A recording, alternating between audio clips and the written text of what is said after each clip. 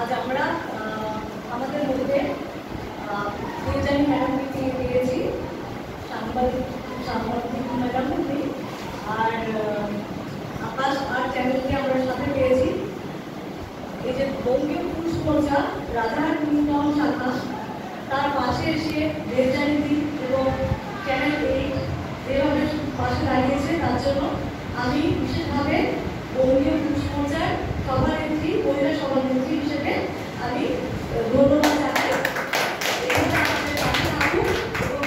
যারা আছেন তাদের জীবনে কিছু কথা, বেশিরভাগ নয় কিছু কথা তারা দিদিকে শোনাবেন। চ্যানেল 8-এ যেটা দেখানো হয় পুলিশ ফাইল, সেটার জন্য মানুষ সত্য ঘটনা জানতে পারে। দিদি সেই ব্যাপারে এসছেন, আমাদের নিজের এত কাজের ব্যস্ততার মধ্যে দিয়েও এগিয়ে এসে আমাদের পাশে এসে দাঁড়িয়েছেন, বহু দূর থেকে এসছেন আর এভাবে আমাদের পাশে এসে দাঁড়িয়েছেন।